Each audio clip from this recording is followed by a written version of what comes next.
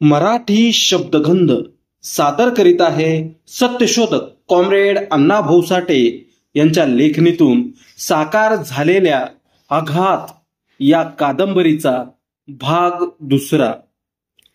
चला तर ऐकूया आघात या कादंबरीचा भाग दुसरा। सूर्य उजवीकडील उंच डोंगराआड दडी माराय मंद गतीनं सरकत होता। त्याच्या मागनं त्याची किरणं पळत होती। वातावरण शीतल, शांत ने आल्हाददायी वाटत होतं। आग्रा रोड माणसांनी गजबजला होता। बस, लॉऱ्या, मोटारी यांनी कोलाहल केला होता। अलीकडचा माणूस पलीकडे जाणं अशक्य झालं होतं। त्या मोटारी म्हणजे जणू माणसांचा मृत्यूच दौडत होता आणि माणसं त्याला चुकवीत होती ने टाळीत होती। सख्याच्या घरात श्याम शांत बसला होता। सख्या त्याच्या सेवेला उभा होता। तो श्याम जे सांगेल ते हजर करीत होता। आताशा कुठं त्यानं पिण्याला आरंभ केला होता। सख्या ग्लास भर म्हणताच सख्या ग्लास भरीत होता। सोडा फोड सख्या। बोला पेंटर, मजा येत नाही रे। मग काय करू? तू एक कोका कोला आण। आपल्याकडे तयार आहे की। मग थोडासा त्या ग्लासात ओत। आता ठीक झालं। श्याम खुशीत आला। त्यानं अर्धा ग्लास हळूच आपल्या पोटात घेतला आणि एक सिगारेट पेटवून तो धूर सोडू लागला। पेंटर, सख्या बोलला। काय रे? श्यामनं टवकारून सख्याकडे पाहिलं। सकाळी तुम्ही येऊन गेला? हो मग? तुम्ही गेला आणि रोजीबाई आली। सख्यानं आपला आवाज एकदम खाली घेतला। श्याम रोजीचं नाव ऐकून सरळ बसला। त्याची दारूच उतरली। म्हणाला, अरे बोल ना। रोजीबाईनं विचारलं।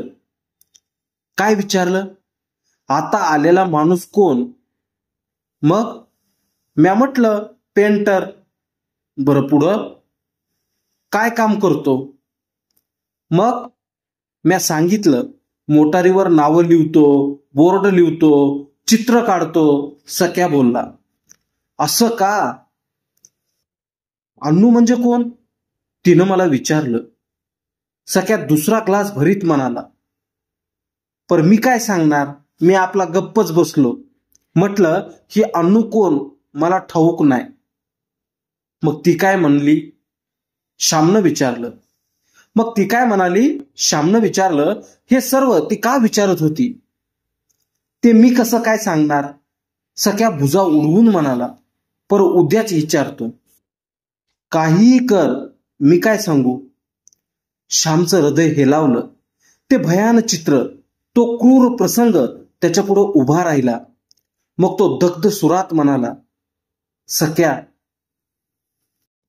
तू माझ्यापेक्षा सुखी आहेस रे। श्याम एकटक त्या ग्लासाकडे पाहत होता आणि त्याच्या चक्षुंपुढे भयंकर आग लागली होती।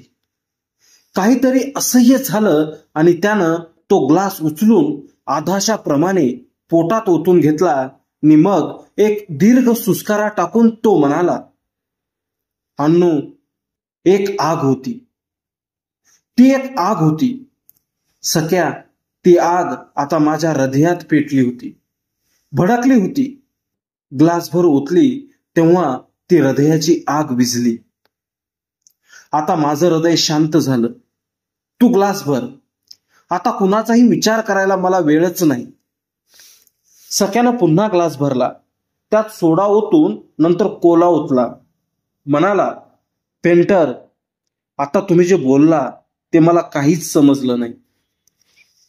ते कुणालाच समजणार नाही। श्यामचा कंठ दाटून आला। तो खिन्न झाला। म्हणाला, तुला रोजीबाईनं विचारलं की मी कोण म्हणून आणि तू तिला उत्तर दिलंस की पेंटर? तुझं चुकलं। माझं चुकलं? सख्या मनात टरकला। म्हणाला, म्या खरं तेच सांगितलं पेंटर। नाही, लोक मला पेंटर म्हणून ओळखतात, परंतु मी पेंटर नाही, श्याम म्हणाला. रोजीबाईनं पुन्हा विचारलं, तर माझं नाव जिवंत मड म्हणून सांग. याच वेळी कुडापलीकडं काकणं कुणकुणली. कितीतरी उशिरा ती रोजी कुडाला कान लावून ऐकत होती. शब्दानं शब्द वेचित होती, त्याचा अर्थ लावित होती.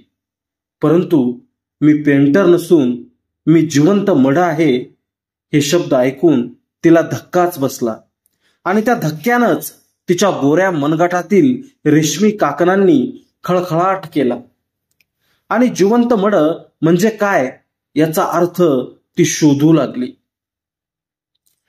बाहेर अंधार पडला होता. आग्रा रोडच्या दुतर्फा असलेल्या मर्क्युरी दिव्यांनी सूर्यांची आग घेतली होती. त्याच्या फिक्कट हिरव्या प्रकाशाखाली माणसं ये जा करीत होती. मोटारींची वाहतूक आता मंदावली होती. बस गाड्यांची ती प्रचंड धुंड नियमानं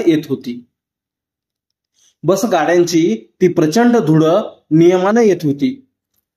श्याम चटकन उठला, म्हणाला, सख्या, पैसे किती तुझे? 4 रुपये पेंटर. सख्यानं बिल सांगून पुन्हा एक ग्लास भरून पुढे ठेवला. म्हणाला, ह्यो माझ्या मार्फत घ्या, नाही म्हणू नका. श्यामनं सख्याचे पैसे दिले आणि तो शेवटचा ग्लास घेतला. डोळे झाकून तो शांत बसला. सकाळी कवा येणार पेंटर? सख्यानं विचारलं. श्याम म्हणाला, उद्या मला यावंच लागेल, कारण जर मी इथं आलो नाही तर माझ्या हृदयात डोंबाळा होईल ना, तेव्हा मी सकाळीच येईन. जातो मी. डोकरीच्या चाळीत दंगल माजली होती. बायकोचे 10 रुपये घेऊन पळून गेलेला पंडित आता सैतान होऊन आला होता. त्यानं अंगातली सर्व कापडं फाडली होती आणि तोंडाला येईल ते तो बोलत होता. प्रथम तो आपल्या बायकोला शोधित होता. त्यानं एक मोठा दांडा हातात घेतला होता आणि रीटा बाहेर ये अशा आरोळ्यात ठोकीत होता. हेतू एवढाच की रीटानं सकाळच्या 10 रुपयांचा हिशोब मागू नये, आणि तो त्याचा हेतू सफल झाला होता. पंडितचा तो भयंकर अवतार पाहून रीटा दडून बसली होती. भीक नको पण कुत्रा आवर अशीच तिची अवस्था झाली होती. मग पंडित इतर लोकांवर बिथरला. माझी बायको मला द्या, नाहीतर मी एक एक घर जाळीन, एक एक माणूस मारीन असं तो शेजाऱ्यांना म्हणत होता. शेजारी हवालदिल होऊन बसले होते. आतापर्यंत जगन शांतपणे ऐकत होता. तो त्या चाळीत नवीन भाडेकरू म्हणून आला होता, त्यामुळे कसल्याही भानगडीत तो तोंड घालीत नव्हता. परंतु आजचा तो प्रकार पाहून तो संतापला होता.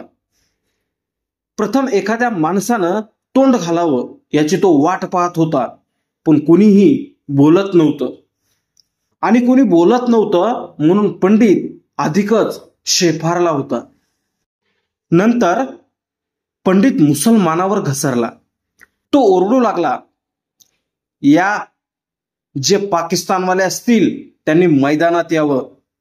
आज मी एक एक मुसलमान भाजून खाणार. साला लढाई पाहिजे का? मग या, मी आज जलात जाणार. बोलवा पोलीस. अरे मी तर त्या पोलिसांना कच्चेच खाणार आहे. पंडित.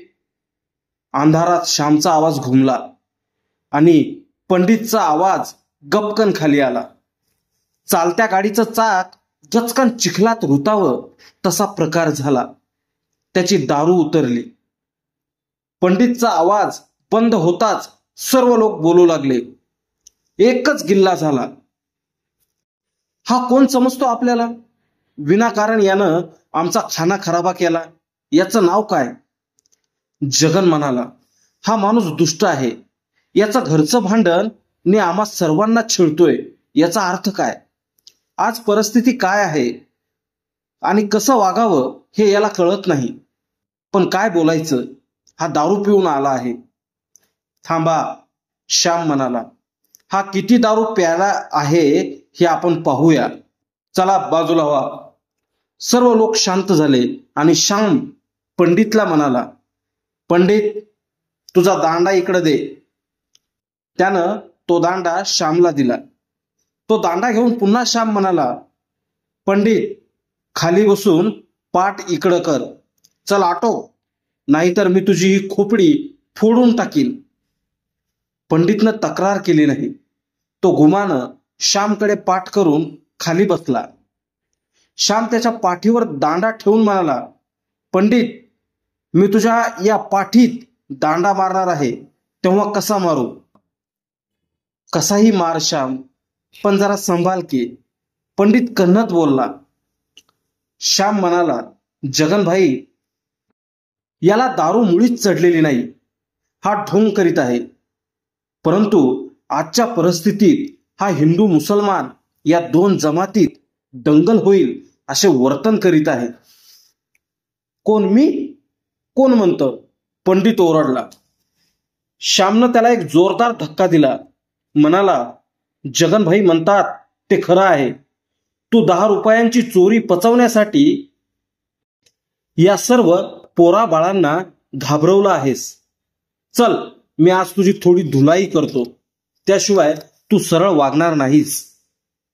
श्याम उठून चालू लागताच पंडितही त्याच्या मागून चालू लागला. ते दोघे एका बोळात जाताच पंडितनं श्यामचे पाय धरले आणि म्हणाला, खरंच मी ढोंग केलं आणि शेजाऱ्यांना त्रास दिला. आता मी पाय धरतो, हात जोडतो. आता मी असं वागणार नाही. तू सांगशील तसा वागे. चल परत, सर्व लोकांची माफी माग, श्याम बोलला. ते दोघे परत आले. तसा पंडित सर्व लोकांपुढं हात जोडून उभा राहिला.